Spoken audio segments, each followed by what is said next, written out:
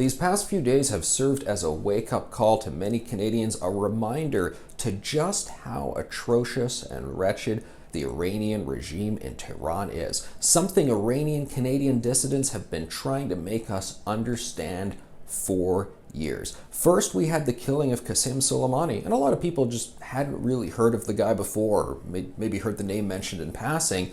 And then we had a learning opportunity to actually appreciate who this guy is and what he was doing.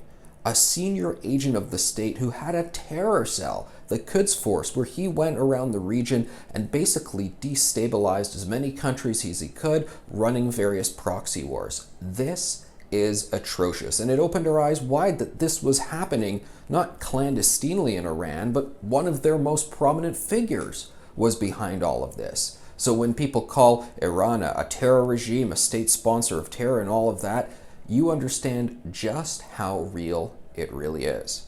Now we're seeing with the plane crash, Iran is just being absolutely awful in how they respond to all of this. Prime Minister Justin Trudeau and other leaders, England as well, stepping forward saying we've got evidence that says that this was not a technical malfunction, that the plane was shot down, most likely by accident. Iran immediately doing a cover-up. As soon as the plane went down, they said, well, it was a technical malfunction.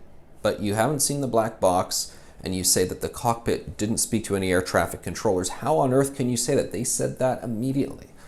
And then we had Ukrainian authorities and other aviation experts begin to push back and say, right now, the cause is unknown. And now evidence points to the fact the plane was shot down. What is Iran doing? Well, there was hope that they would go, okay, fine, we'll be honest here.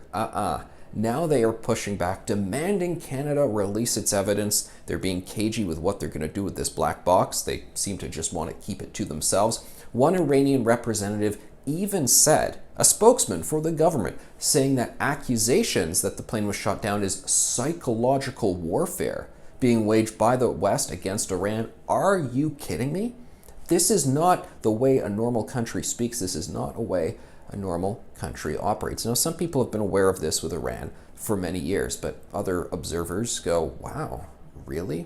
And we're really beginning to appreciate just how wretched this regime is. This is far from the first time that they have messed with Canada. Back in 2009, a Canadian photographer went and photographed wives outside of the notorious Evin prison. So women just going there in front of the prison because their husbands were being detained there. It's a notorious prison where there is torture, where there are people executed. All that she did, this Canadian woman, take photographs. Then she was detained, she was tortured, raped, beaten, and murdered in this prison. What did the Iranian government do?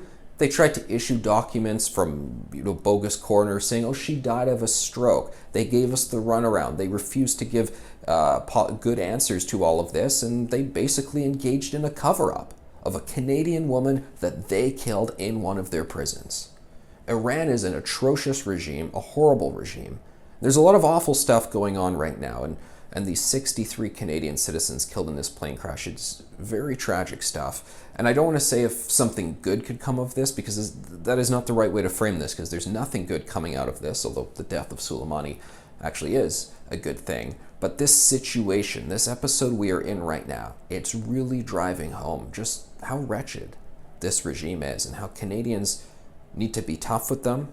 We need to not put up with their PR statements, their nonsense, their insults to us. And we need to keep this with us now in this moment as we deal with getting to the answers of this plane crash. And we need to keep this in mind in the years ahead as we deal with this noxious regime.